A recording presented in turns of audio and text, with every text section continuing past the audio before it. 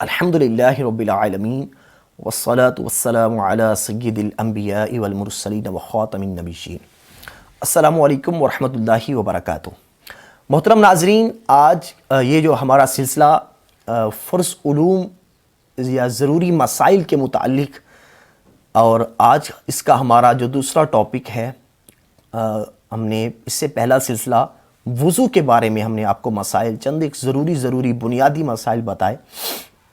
آج ہم غسل کا ٹاپک لے کر آپ کے پاس آیا ہوں۔ غسل کا طریقہ کیا ہے، یہ میں نے آپ کو باتیں بتائیں۔ غسل کی جو 3 فرض تھے، کلی کرنا، ناک میں پانی چڑھانا، پورے جسم پر پانی بہانا، یہ 3 فرض ہیں، اس کو یاد رکھیے گا۔ اب مختصر سا غسل کا طریقہ، سب سے پہلے کیا ہے کہ باہر ہی، اب جیسے آپ غسل کرنے جائیں تو بغیر زبان ہلائے، وہاں زبان بالکل سے کچھ نہیں بولنا، زبان ہلائے، دل میں ہی اس طرح نیت کریں کہ میں پاک ہونے کے لیے غسل کر رہا ہوں، اور پہلے دونوں ہاتھوں کو یہاں تک پہنچوں تک اچھی انداز سے 3 بار دھوئیں۔ اس کے بعد استنجے کی جگہ دھوئیں، یعنی استنجا کریں، آگے اور پیچھے مقام کا استنجا کریں، خواہ وہاں پر گندگی لگی ہو یا نہ لگی ہو، استنجا کرنا ہے۔ پھر اگر جسم پر کہیں بھی نجاست یا گندگی کوئی چیز لگی ہے، ناپاک چیز کوئی لگی ہے، تو اس کو بھی صاف کرنا ہے۔ اس کے بعد جس طرح ہم نماز کے لیے وضو کرتے ہیں، جیسے میں نے آپ کو طریقہ نماز کا بتایا، نماز کے لیے وضو کرنے کا طریقہ، تو اس انداز سے ہم نے وضو کرنا ہے۔ اگر آپ کھڑے ہو کر، جیسے شاور ہوتا ہے، کھڑے ہو کر شاور پر نہا رہے ہیں، تو وضو میں پاؤں نہیں دھونے۔ ہاں، اگر آپ کسی چیز کے اوپر، سٹول وغیرہ کے اوپر بیٹھ کر نہا رہے ہیں بالٹی کے ذریعے، تو پھر بیٹھے بیٹھے آپ وضو کریں گے تو اس میں پاؤں دھو لیں، اس میں کوئی حرج نہیں ہے۔ اس کے بعد جب آپ نے وضو کر لیا، اب ہاتھوں کو گیلا کر کے، بہتر ہے، یہ مستحب بھی ہے، ثواب ہے کہ گیلا کر کے پورے جسم پر ہم پانی کو اچھی طرح سے مل لیں۔ اس طرح ملیں گے تو پانی اچھی طرح سے، جب بہائیں گے پانی تو اچھی طرح سے پانی بہہ جائے، خصوصاً سردیوں میں۔ اس کے بعد جو ہے سیدھے شولڈر پر، سیدھے کندھے پر 3 بار پانی بہائیں، پھر الٹے کندھے یعنی شولڈر پر 3 بار پانی بہائیں، پھر سر پر اور پورے جسم پر، جو میں نے آپ کو احتیاطیں بتائیں اس کی تفصیل میں، تو یہ سارے حصے پر پانی بہانا۔ اچھا، آپ بولیں گے تو یہ آپ نے جسم کا کیا، اس میں پہلے جو فرض ہیں، کلی کرنا، ناک میں پانی چڑھانا، وہ کہاں گیا؟ تو بھائی، جو میں نے آپ کو وضو کا طریقہ بتایا کہ وضو بھی کرنا ہے، تو یہ غسل سے پہلے کہ استنجا وغیرہ کے بعد وضو کرنا ہے، اور پاؤں کب دھونے ہیں کب نہیں دھونے، تو اس میں ہم نے کلی کرنا، اور ناک میں پانی تو آ گیا، تو وہ اسی انداز سے کلی کرنی ہے جو میں نے آپ کو طریقہ بتایا۔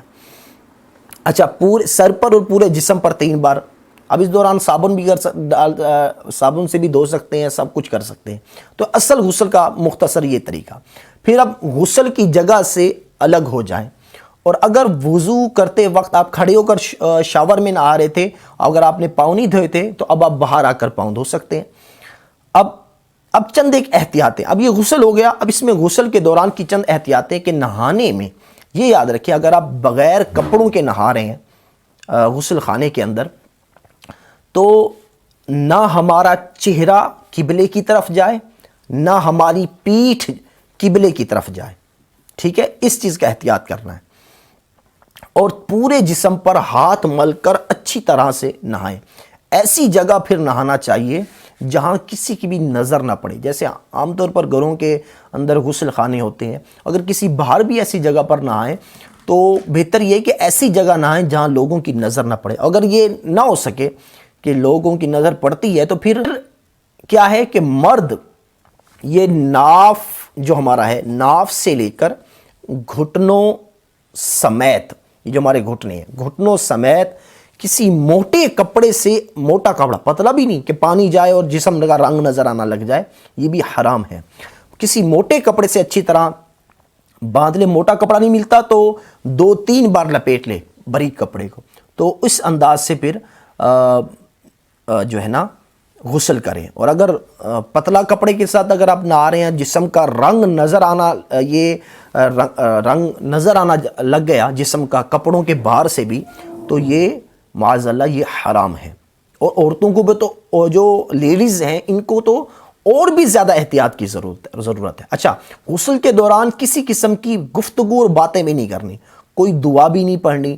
اچھا، نہانے کے بعد تولیاں وغیرہ سے بدن صاف کرنے میں بھی کوئی حرج نہیں ہے. نہانے کے فوراً بعد کپڑے پہن لینے چاہیے. اور مکروہ وقت نہ ہو تو 2 رکعت نفل ادا کرنا بھی، یہ یوں جو میں نے آپ کو طریقہ کار غسل کا بتایا، اس طرح سے غسل کرنے کے بعد 2 رکعت نفل ادا کرنا بھی مستحب ہے. تو آپ سب ان کو یاد رکھیں اور یہ چیزیں اپنے دوستوں اور اپنے گھر والوں اور ان میں کو بھی آپ شیئر کریں، تاکہ یہ چیزوں کی معلومات ہم حاصل کر کے ہم اچھی طرح سے رب تعالیٰ کی عبادت کر سکیں. تو اگلی بار ایک نیا سلسلہ لے کر حاضر ہوں گے، تو تب تک کے لیے ہمیں اجازت دیجیے. السلام علیکم ورحمۃ اللہ وبرکاتہ.